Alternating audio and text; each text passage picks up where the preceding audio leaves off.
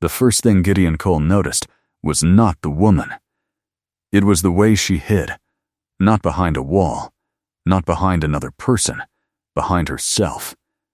The stagecoach had barely stopped outside the trading post when she stepped down into the frozen Montana air and immediately pulled her sleeves lower. Fast, practiced, automatic, like breathing, like survival. The motion lasted less than a second. Most men would have missed it. Gideon did not. The mountain wind pushed snow across the road. Horses stamped their hooves.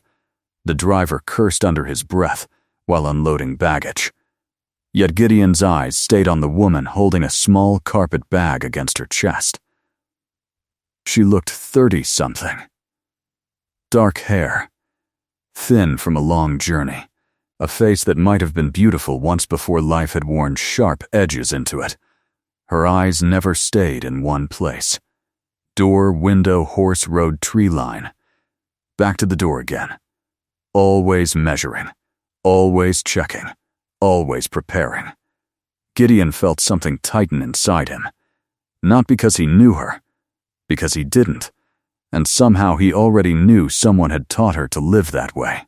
If stories like this speak to your heart, take a moment to subscribe and tell us where you're watching from. Now stay with this story, because the woman standing in that snow carried a secret that would soon change both their lives forever. "Gideon Cole?"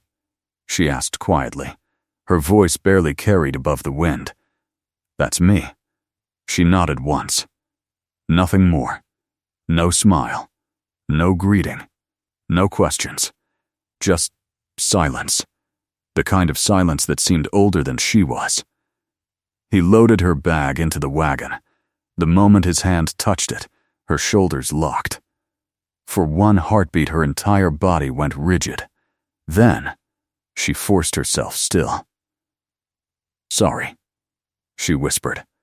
Gideon pretended not to notice. He simply placed the bag in the wagon and climbed onto the bench.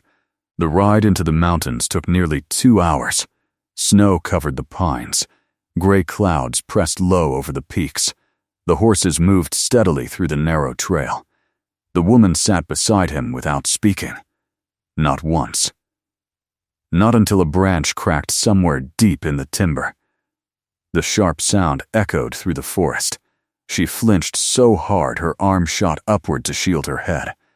Then, she froze. Embarrassment flashed across her face. Gone a second later, Gideon kept his eyes on the road. "Ice breaks branches this time of year," he said calmly. Yes, that was all she said. But Gideon knew. A falling branch wasn't what she had expected. Something else was. Something worse.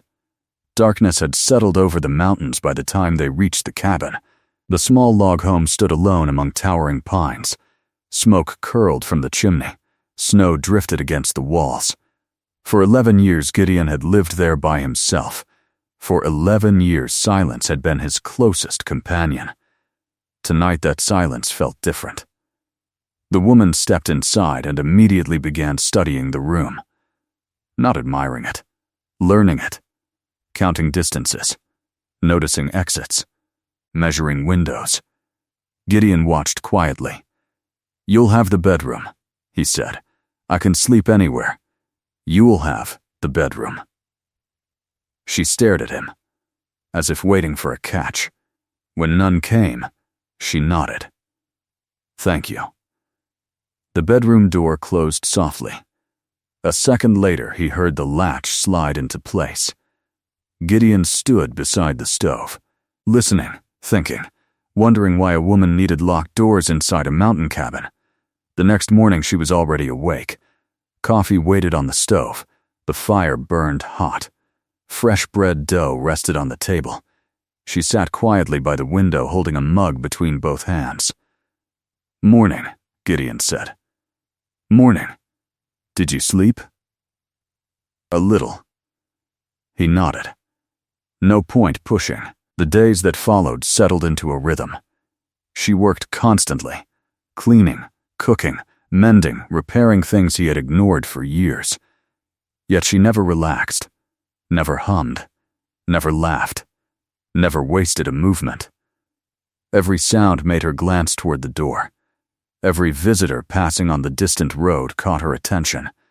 Every night the bedroom latch clicked shut. Then came the 9th day, the moment everything changed.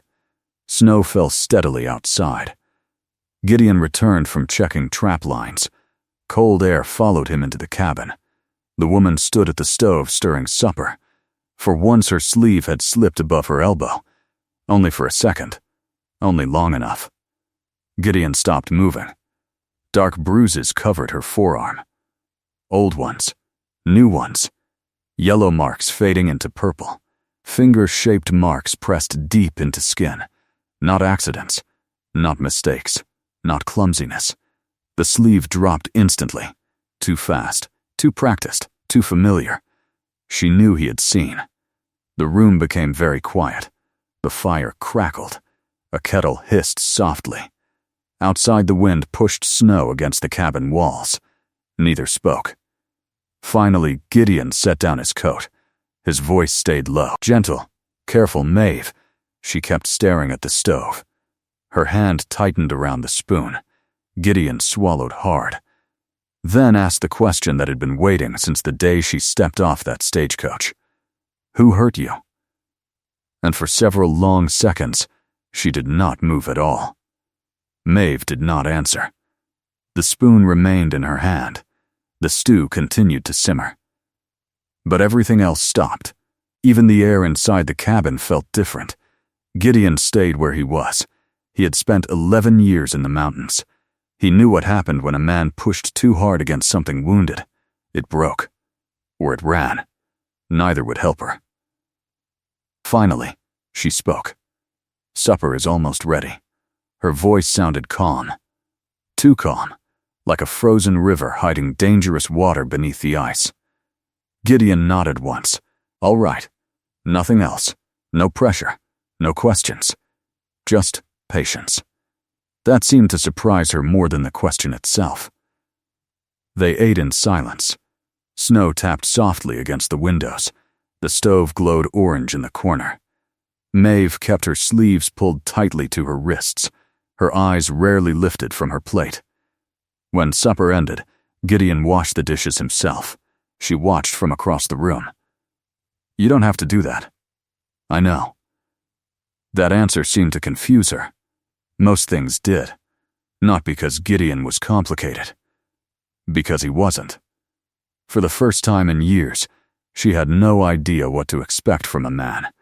That frightened her more than she wanted to admit. The next morning arrived under a sky filled with heavy clouds. Gideon found her outside, alone, walking the property line again. She moved slowly through the snow, studying every tree, every fence post, every stretch of open ground. When she returned, he handed her a cup of coffee. You do that every morning? She stared into the cup. Yes, why? For a moment she looked ready to leave. Then she surprised herself. I need to know where the edges are. The edges? She nodded. The boundaries. Gideon waited. When I know the boundaries, I can breathe. The words hung between them. Simple words. Yet they carried the weight of something much larger. Gideon looked across the snowy valley. I understand. Maeve glanced at him. No questions. No judgment. No disbelief. Just understanding. Something shifted inside her. Small, barely noticeable, but real. That afternoon, a rider appeared on the southern road. The moment Maeve saw him through the window, all color left her face. Her hands froze. Her breathing changed. Not faster. Shorter, shallower, like someone preparing for impact. Gideon noticed immediately. Know him? She shook her head. But her eyes never left the rider. The man eventually passed by without stopping. A ranch hand from another valley. Nothing more. Yet Maeve remained tense long after he disappeared. That night she sat by the stove while Gideon repaired a harness. The cabin felt quiet, safe, almost peaceful. Then suddenly she spoke. My husband never hit my face. The words landed hard. Gideon's hand stopped moving. Maeve stared into the fire. He was careful. The flames reflected in her eyes. He knew what people looked for. Neither spoke for several seconds. Outside, wind rattled the shutters. Inside, the fire crackled softly. He was respected, she continued. Church elder, business owner, helpful neighbor. Her fingers tightened around the edge of the chair. People trusted him. Gideon remained silent, giving her room, giving her control, the way no one else ever had. Maeve swallowed. The bruises stayed where clothing covered them. Her voice had become distant, almost detached, like she was describing another woman's life. 9 years. Gideon's jaw tightened. 9 years. The number settled heavily inside the room. I stopped counting after a while, she said quietly. Her eyes remained fixed on the fire. I stopped expecting it to change. The cabin grew still. Very still. Then Gideon spoke. Only 4 words. You survived 9 years. Maeve blinked. The answer caught her off guard. Not pity, not outrage, not questions. Just acknowledgement. A simple truth. She survived. For several moments she said nothing. Then another sentence escaped before she could stop it. He died in February. Gideon looked up. A horse kicked him. Maeve's eyes remained on the flames. Everyone cried. A pause. Everyone except me. The confession sat between them. Heavy, dangerous, raw. Maeve waited. She expected judgment. Condemnation, disgust. Instead, Gideon simply nodded. Slowly, thoughtfully, like a man studying weather. You were free. The tears arrived before she could stop them. Not loud, not dramatic, just silent tears slipping down her cheeks. The first Gideon had ever seen. She quickly wiped them away. Embarrassed, a shamed, conditioned, years of training, years of survival. But Gideon looked away, giving her dignity, giving her privacy, giving her something she had not received in nearly a decade. Respect. Hours later she stood, slowly crossed the room, then stopped beside the table. Gideon, yes? For several seconds she couldn't continue. The words seemed trapped. Finally she whispered them. My husband's brother knows I came west. The room went silent. A different silence this time. Dangerous, cold, real. Maeve's fingers tightened around the chair. He wanted my husband's land. Gideon stared at her. The mountain wind howled outside. Snow struck the walls. The fire popped sharply. And suddenly, Gideon understood. The bruises. The fear. The riders. The boundary walks. The constant watchfulness. It wasn't over, not yet. Someone was still coming. And for the first time since Maeve arrived, Gideon realized the past might already be riding toward his mountain. The storm arrived 3 nights later. Not gradually, not politely. It slammed into the mountain after sunset like a freight train made of snow and wind. The cabin groaned. The shutters rattled. Snow piled against the walls faster than either of them had ever seen. Gideon checked the windows, secured the stable, stacked extra wood beside the stove. Maeve worked beside him without needing instructions. By midnight, the world outside had vanished. Nothing existed beyond the walls of the cabin. Just darkness, cold, and the sound of winter trying to get inside. For 2 days they remained trapped. The storm swallowed roads, buried fences, covered trails. The mountain disappeared beneath white fury. Inside the cabin they shared long hours together. Talking, working, waiting. For the first time since arriving, Maeve began speaking freely. Not all at once. A little at a time. One memory. Then another. Small pieces. Carefully offered. Carefully received. On the second night she brought out a bundle wrapped in cloth. Documents, letters, property records. She placed them on the table. My husband's brother wants this land. Gideon studied the papers. Deeds, agreements, church correspondence, everything connected to her late husband's property. Then he found something else, a folded statement, signed by a doctor. He read every word. His expression hardened. The doctor had documented years of injuries, broken ribs, bruises, sprains, repeated patterns, repeated explanations that never matched the wounds. Evidence, proof. The room fell silent. Maeve watched him. "You believe me?" It wasn't a question. "No," she frowned. Gideon looked up. "I don't believe you." Her face tightened. Then he continued, "I know you're telling the truth." For several seconds she couldn't speak. The storm howled outside. The stove clicked softly. The doctor's statement trembled in her hands. No one had ever said those words before. Not once. The next morning the storm finally passed. The mountain emerged beneath fresh snow. Bright, silent, clean. 3 days later a rider appeared on the southern trail. Maeve saw him first. Her body instantly recognized him. Straight posture. Black coat. Controlled movements. The same face she had spent years trying to forget. Caleb Amos. Her husband's brother. The man who wanted the land. The man who had helped protect the lies. He came. Gideon stood from the table. Maeve placed a hand on his arm. "No," he looked at her. "I'm handling this." Something in her voice stopped him. Not fear, not uncertainty, something stronger. Decision.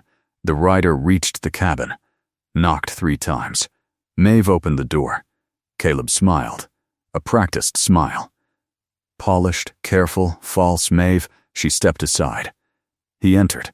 His eyes quickly found Gideon, measured him, dismissed him, then returned to her. "I came because the community is concerned." Maeve almost laughed. Concern, that word again. The same word they had used for 9 years. She walked to the table, picked up the documents, and placed them in front of him. One by one. The deed, the marriage records, the agreements, the doctor's statement. Caleb's expression slowly changed. The smile disappeared first, then the confidence, then the certainty. Maeve watched every piece of it happen. "You helped him," she said calmly. "That's not true." "You knew. I didn't. The doctor knew." Caleb's jaw tightened. "The church knew." Silence. The neighbors knew. More silence. Maeve leaned forward. For the first time in years she felt no urge to step backward, no urge to hide, no urge to lower her eyes. "You watched it happen." Caleb stared at the documents. She continued, "If you challenge my claim to that land, every one of these papers goes to court." The room became perfectly still. Gideon remained near the stove, quiet, steady, present, exactly where she needed him. Caleb looked at her, really looked at her. Perhaps for the first time. Not as property, not as a widow, not as someone he could control, as a woman standing on her own feet, a woman he could no longer intimidate. Slowly he gathered his hat. "This isn't over." Maeve met his eyes. Yes, her voice never wavered. "It is." Several seconds passed. Then Caleb turned, opened the door, and walked back into the snow.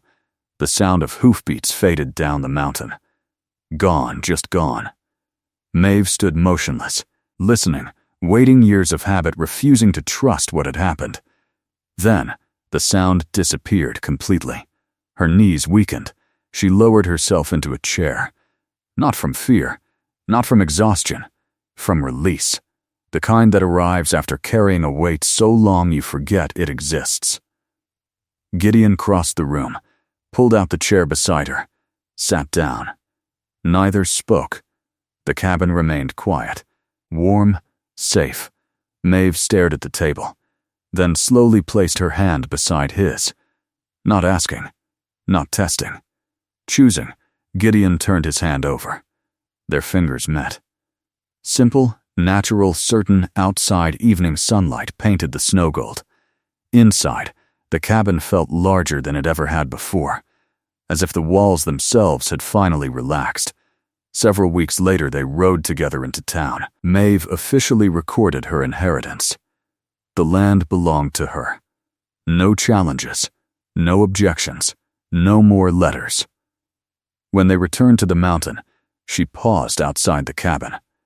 The same cabin where she once latched every door. The same cabin where she had hidden every bruise. The same cabin where someone finally saw the truth.